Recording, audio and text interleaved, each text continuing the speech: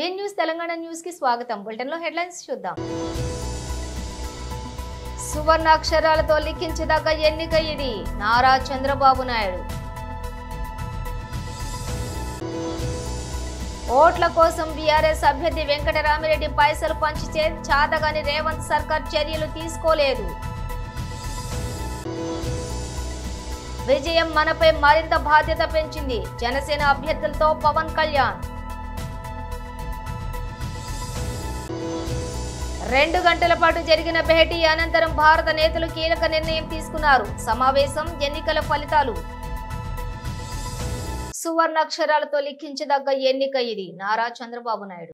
నా జీవితంలో చాలా ఎలక్షన్స్ ఫేస్ చేస్తే కానీ వేవ్ కనపడేది, వ్యతిరేకత కనపడేది. కానీ ఈ ఎలక్షన్లో ఎక్కడో అమెరికాలో ఉండే వ్యక్తి ఒక 5 లక్షలు 10 లక్షలు ఖర్చు పెట్టుకొని నేను రావాలి, ఓటేయాలి, రాష్ట్రం నిలబడాలి, ప్రజలు గెలవాలి అనే ఆవేదనతో వచ్చారు. ఎక్కడో పక్క రాష్ట్రాల్లో ఎక్కడో కడుపు నిండడం కోసం కూలి పనులకైనటువంటి వ్యక్తులు, పాచి పనులు చేసుకునే వ్యక్తులు సొంత డబ్బులు పెట్టుకొని నేరుగా ఇక్కడ రైల్వే స్టేషన్లో చూస్తే, బస్టాండ్లో చూస్తే భోజనం కూడా ప్యాక్ చేసుకొని తీసుకొచ్చి ఇక్కడ భోంచేసి ఓటేసే పరిస్థితికి వచ్చారు. ఈ కమిట్మెంట్ని ఏ విధంగా వర్ణించాలో నాకైతే అర్థం కాదు. ఏ విధంగా వాళ్ళని అభినందించాలో కూడా అర్థం కాని పరిస్థితి. అనేక ఎన్నికల్లో అనేక అనుభూతులు చూశాం. కానీ మేము అన్ని ఎన్నికల కంటే ఇది ఒక తెలుగుదేశం పార్టీ చరిత్రలో, ఆంధ్రప్రదేశ్ రాష్ట్ర ప్రజల చరిత్రలో సువర్ణాక్షరాలతో లిఖించదగ్గ ఎన్నిక. ఇది ఒక హిస్టారికల్ ఎన్నిక.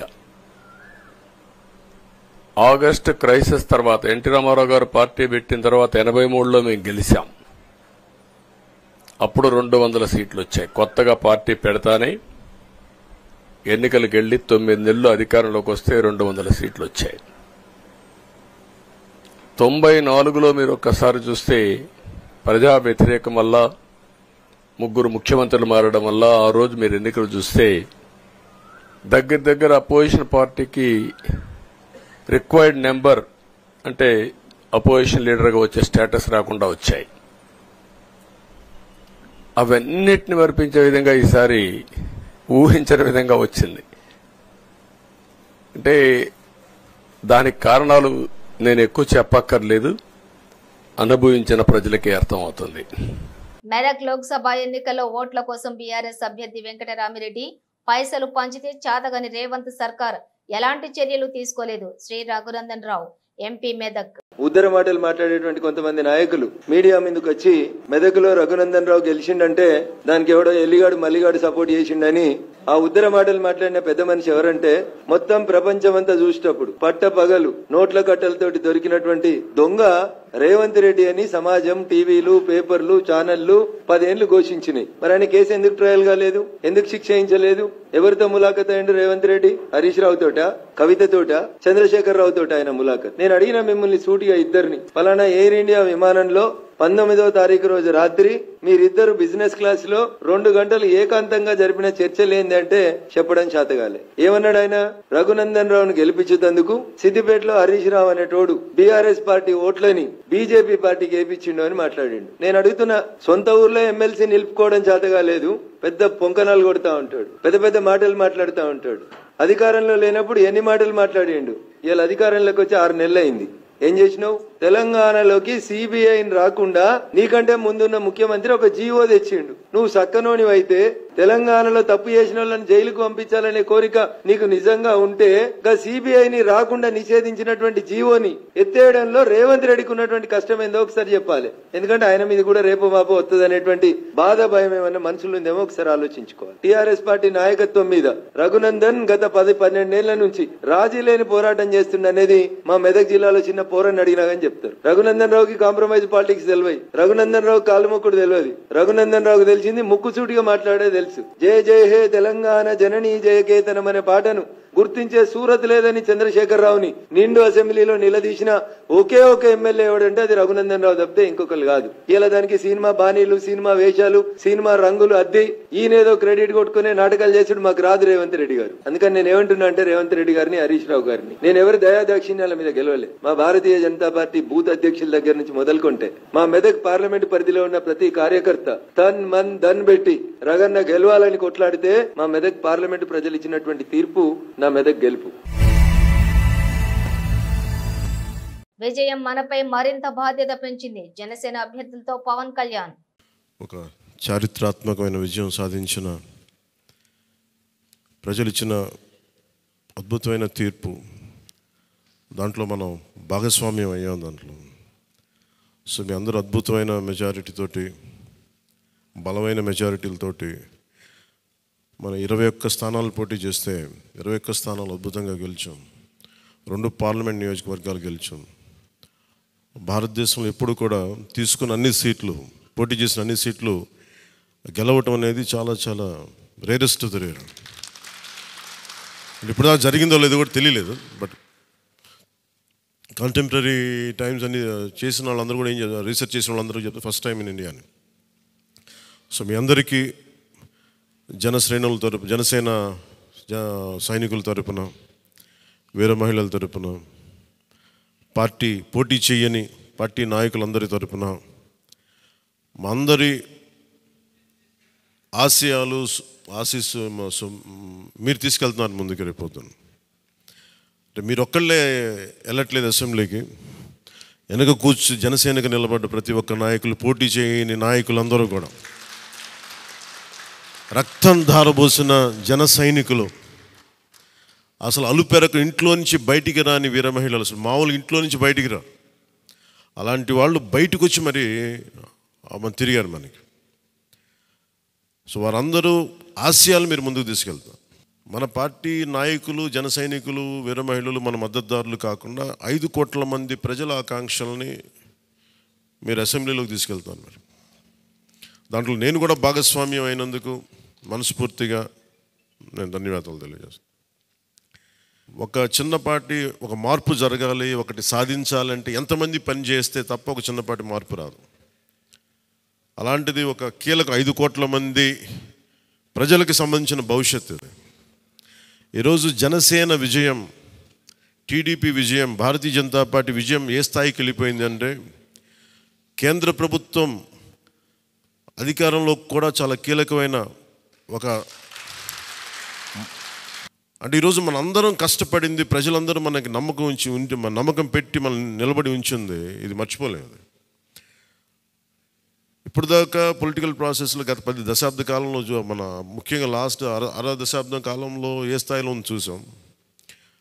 మనం ఒక కొత్త ప్రెసిడెంట్ ఇవ్వాలి పాలిటిక్స్కి, వ్యక్తిగత దోషం లేని, వ్యక్తిగత క్యారెక్టర్ని అసాసినేట్ చేయని పాలిటిక్స్. ఈ మార్పు ఏదో రావాలి. ఎందుకంటే టీవీల్లో సినిమాలకి సెన్సార్ ఉంటుంది, టీవీలకి సెన్సార్ ఉండదు. సినిమాలు ఎవరన్నా కూర్చోబెట్టి ఏదైనా మాట్లాడితే, మన ఈవెన్ అసెంబ్లీలో మాట్లాడితే రికార్డుల నుంచి తొలగిస్తారు. నాయకులు బయటకు వచ్చి మాట్లాడితే రికార్డుల నుంచి తొలగించలేదు. చిన్నపిల్లలు ఉంటారు, కుటుంబాలు ఉంటాయి, అని చోట మర్చిపోతాం మనం. సో అందుకని మనమే స్వీయ బాధ్యత తీసుకోవాలి, పర్సనల్ బాధ్యత మనమే తీసుకొని చేయాలి. చాలా అద్భుతమైనది ఏంటంటే, ఓడలు బండ్లు అవుతాయి, బండ్లు ఓడలు అవుతాయి అనడానికి నేను చాలా కాలం ఇదే వేదిక మీద చాలాసార్లు చెప్పాను. అంటే ఇది మనం నిన్న సభలో కూడా మాట్లాడమని చెప్తా ఉంటే, ఇది మనం ఇళ్ళకి కానీ పండగ కాదు, పండగ చేసుకునే సంబరాలు చేసుకునే సమయం కాదు, చాలా బాధ్యతగా ఉండే సమయం అది. ప్రజలు చాలా చాలా ఎక్కడెక్కడి నుంచో, మారుమూల నుంచి, ఎక్కడ యుఎస్ఏ నుంచి వచ్చి కూడా ప్రాణాలు కోల్పోయి, అసలు రాత్రనక పగలనక తిండి ఇదనక ఒక్కొక్కరు పనిచేసిన విధానం ఇవన్నీ కదిలించేసినాయి. సహజంగా విజయం రాగానే అందరికీ ఏముంటుందంటే ఒక అతిశయం వచ్చేస్తుంది. అలాంటి అతిశయం మన ఎవరికి, నాకు లేదు, దయచేసి మీరు ఎవరు పెట్టుకోకుండా, నా రిక్వెస్ట్ ఇది ఒకనమాట. ఎందుకంటే మనందరికీ ఇది వచ్చేస్తుంది, అది నేను కాదనట్లేదు. కానీ దాన్ని అధిగమించి ఎదిగే కొద్దీ ఒదిగి ఉండాలి అనేది మనం నిలబడి చూపిద్దాం, పాటించి చూపిద్దాం. ఎందుకంటే నిజంగా జనం అలసిపోయారు. ఒక కొత్త తరహా రాజకీయం చూద్దాం, పాత విలువలతో కూడిన రాజకీయం చూద్దాం. అది మనం చేసి చూపించాలి, ఆ దారి వెంట నడిచి చూపించాలి. జనసేన ఆ రోజు నేను మాట్లాడితే అంటే ఇది భగవంతుడు కరుణించాలి, ఇదేదో నేను పెట్టిన వ్యూహమో గొప్పతనమో నేను చెప్పట్లేదు. కానీ భగవంతుడి కరుణ, తల్లి కరుణ, ప్రజల ఆశీస్సులు, మద్దతు 2019లో ఒక్క సీటు కూడా ఉన్నది అటు ఇటు కాని పరిస్థితుల్లో ఈ రోజున జనసేన ప్రధాన ప్రతిపక్షంగా అసెంబ్లీలోకి అడుగు పెట్టబోతుంది. మీ అందరికీ దానికి సంబంధించి ప్రత్యేకించి శుభాకాంక్షలు. అధికారంలో భాగస్వామ్యం తీసుకుంటాం ఖచ్చితంగా. అది రెండింటి మధ్య ఎలాగ అనేది ఆ టెక్నికల్ ఆస్పెక్ట్స్ ఎలాగో చూడాలి. అది మీ అందరికీ నేను తెలియజేసుకుంటాను. అలాగే కేంద్రంలో కూడా మన ఆంధ్రప్రదేశ్కి కావాల్సింది చాలా కీలకమైన మనం పరిణామాలు చోటు చేసుకున్నాయి. కాబట్టి ఆంధ్రప్రదేశ్ ప్రతి ఎంపీ చాలా బాధ్యత ఉంది.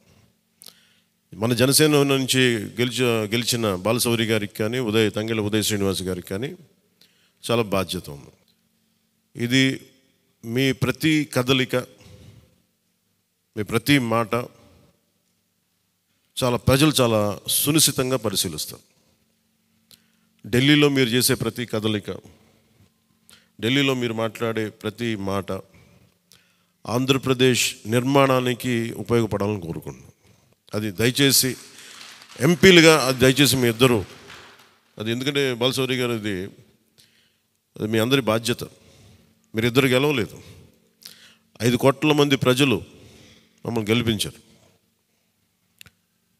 అందుకని మన ఎమ్మెల్యే నేను కూడా అద్భుతమైన మెజారిటీ తోటి గెలిచినందుకు ముఖ్యంగా మనకి ఈ ఒక తీర్మానాన్ని ముందు ఒకటి ప్రవేశపెడుతున్నాం. మరి మీ అందరి ఇది చెప్పండి. పాపం వెన్నంటే ఉండి పిఠాపురంలో జనసేన గెలుపు కోసం, నా గెలుపు కోసం కృషి చేసిన వర్మ గారికి ప్రత్యేక కృతజ్ఞతలు. వారికి అందరూ వర్మ గారికి చాలా చాలా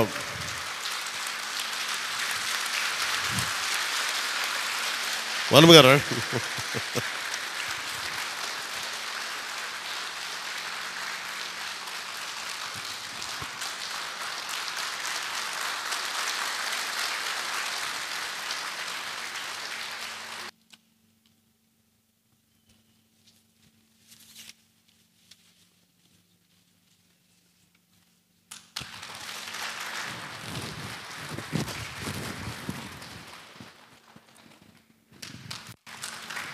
రెండు గంటల పాటు జరిగిన భేటీ అనంతరం భారత నేతలు కీలక నిర్ణయం తీసుకున్నారు.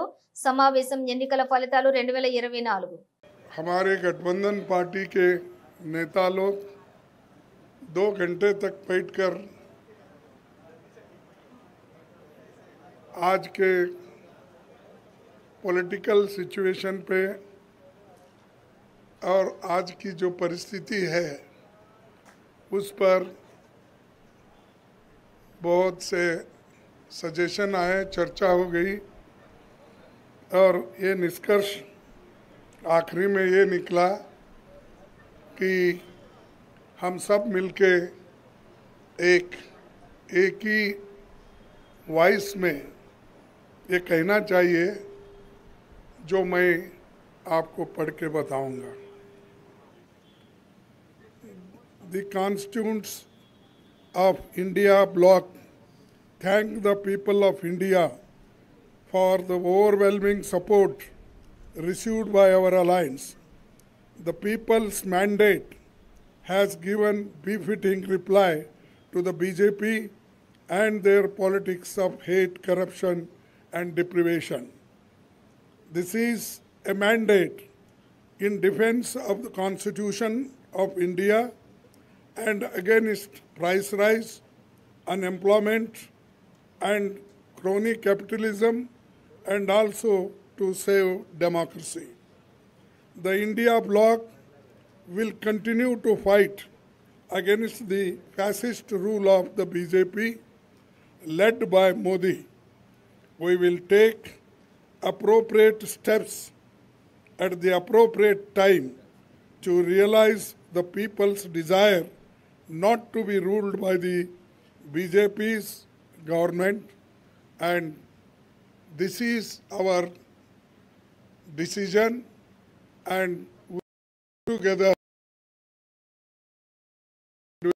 definitely whatever promises we have given to the people, that we will keep it up.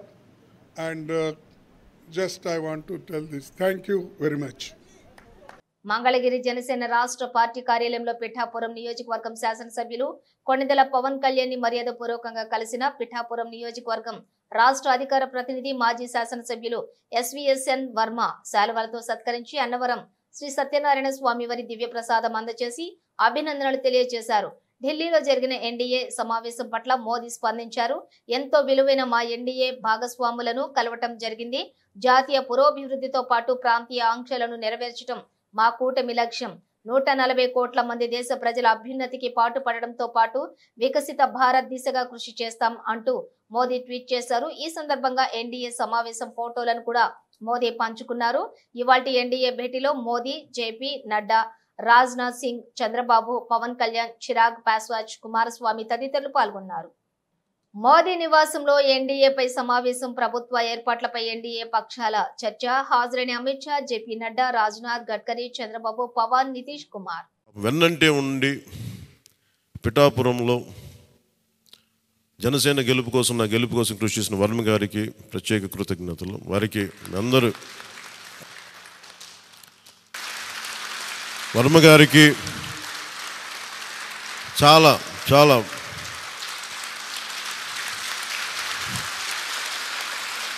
Varma గారు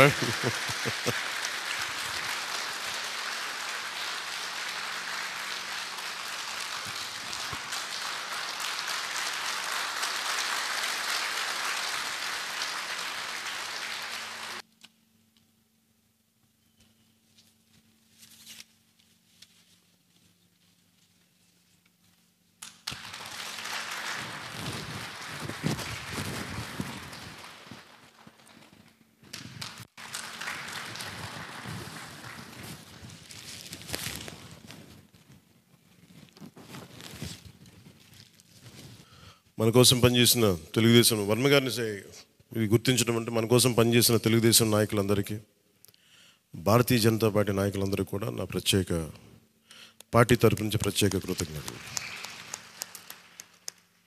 ఆంధ్రప్రదేశ్ రాజకీయాలలో బీజేపీ కీలక పాత్ర వహించడంలో తనదైన ముద్ర వేసి అత్యధిక మెజారిటీతో రాజమండ్రి పార్లమెంట్లో విజయం సాధించారు.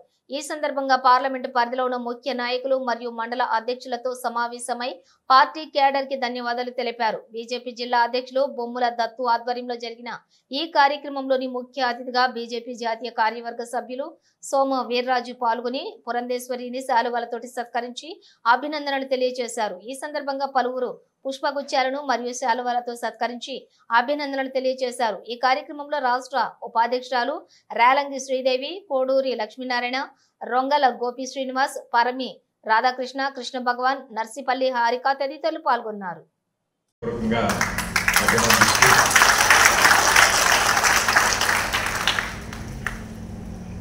మన పార్టీ అభ్యర్థిగా ఎన్టీఆర్ కుమార్తెగా వారు ప్రజల్లో మన్నన పొంది వారు శక్తి వంచన లేకుండా నిరంతరం కూడా పర్యటించడం, ఈ రాష్ట్రంలో ఉన్న రాజకీయ వాతావరణం అనూహ్యంగా ప్రజలు వ్యతిరేకించేటువంటి పరిస్థితి ఈ రాష్ట్రంలో ఉండడం, దాన్ని అన్ని విధాలుగా మనం వినియోగించుకోవడంలో మూడు పార్టీలు చాల్లో ఎప్పటికప్పుడు తగు జాగ్రత్తలు తీసుకోవడం మూలంగా పార్టీ ఇందులో ప్రధానంగా అధ్యక్షురాలుగా, ఒక పార్లమెంట్ సభ్యురాలుగా, గతంలో మినిస్ట్రీగా పనిచేసినటువంటి వారి సేవలు, వాతావరణం కావచ్చు, ఇవన్నీ కూడా మనకి గుణపాఠాలు అని చెప్పి మనమైతే గమనించవలసినటువంటి విషయంగా నేనైతే భావిస్తున్నాను. నాదట మనోహర్ గారితో మాట్లాడినటువంటి సందర్భంలో కూడా మేము ఇరువురు చర్చించుకున్న మాట ఇది. కనుక మనం జాగ్రత్తగా ప్రజా సంక్షేమానికి పెద్దపీట వేస్తూ రాష్ట్ర అభివృద్ధి ఏదైతే గడిచిన 5 సంవత్సరాల కాలంలో విస్మరించబడిందో దాన్ని దృష్టిలో పెట్టుకుని మనం ఈ రాబోయే 5 సంవత్సరాల కాలం ప్రజలకి కనుక సుపరిపాలన అందించగలిగితే ఖచ్చితంగా ప్రజలు మనకి వారి హృదయాల్లో ఒక చిరస్మరణీయమైనటువంటి స్థానాన్ని ఇస్తారు అనేటువంటి విషయం మనం ఇక్కడ గమనించాలి అని చెప్పి నేనైతే గట్టిగా భావిస్తున్నటువంటి విషయం. ఖచ్చితంగా ఈ రాబోయే 5 సంవత్సరాల కాలంలో కూడా ఈ ఎన్డీఏ కూటమి ఏదైతే ఇప్పుడు రాష్ట్రంలో అధికారంలోకి వస్తుందో ఆ విధంగానే ఆ దిశగా ఆలోచిస్తూ ఆ దిశగా అడుగులు వేస్తూ ఆ విధమైనటువంటి పాలన రాష్ట్రానికి అందిస్తుంది అని చెప్పి నేనైతే గట్టిగా నమ్ముతున్నటువంటి విషయం. అదేవిధంగా చాలామంది అంటూ ఉంటారు గడిచిన ప్రభుత్వం ఏదైతే ఉందో మరి కక్షపూరితంగా వెళ్ళినటువంటి సందర్భంలో మనం కూడా ఆ రకంగా వెళ్ళాలా అని. కక్షపూరితంగా మనం వెళ్ళని అవసరం లేదు. ఏ విధంగా వెంటాడి విసిగించి వేసారి మన నాయకులు వారు ఏ విధంగా ఇబ్బంది పెట్టారో గడిచిన 5 సంవత్సరాల కాలంలో, ఏ విధంగా కారణం లేకుండా కూడా చంద్రబాబు నాయుడు గారిని అరెస్ట్ చేశారు. ఆ రకమైనటువంటి విద్వేషపూరితంగా మనం ముందుకు వెళ్ళవలసినటువంటి కక్షపూరితంగా ముందుకు వెళ్ళవలసినటువంటి అవసరం లేదు. కానీ ఏవైతే రాష్ట్రంలో అవినీతి జరిగిందో ఖచ్చితంగా దాని మీద లీగల్గా దాని మీద ఒక విచారణ అనేది జరపాల్సినటువంటి అవసరం ఉంది. ఎందుకంటే ప్రకృతి సంపద దోచుకోవటం జరిగింది, ప్రజా సంపదని దోచుకోవటం జరిగింది, కేంద్రం నుండి వచ్చినటువంటి వనరుల్ని పక్కదోవ పట్టించడం జరిగింది. వీటన్నిటి మీద కూడా ఒక సమగ్రమైనటువంటి విచారణ. మళ్ళీ నేను నొక్కి వక్కాణిస్తున్నాను, ఇది వ్యక్తిగతంగా కాదు కానీ లీగల్గా ఏ రకంగా ముందుకు వెళ్ళాలి అనేటువంటి విషయం మీద ఖచ్చితంగా నాయకులు అంటే ప్రభుత్వం దృష్టి పెట్టవలసినటువంటి అవసరం ఉన్నది అని చెప్పి నేను భావిస్తున్నాను. ఎందుకంటే ఇవాళ రాష్ట్రంపై ఉన్నటువంటి అప్పు భారం, రేపు ప్రజలకి సంక్షేమాన్ని అందించాలి అనేటువంటి మంచి ఆలోచన నాయకులకి పరిపాలకులకి ఉన్న రాష్ట్రం ఉన్నటువంటి ఆర్థిక పరిస్థితి,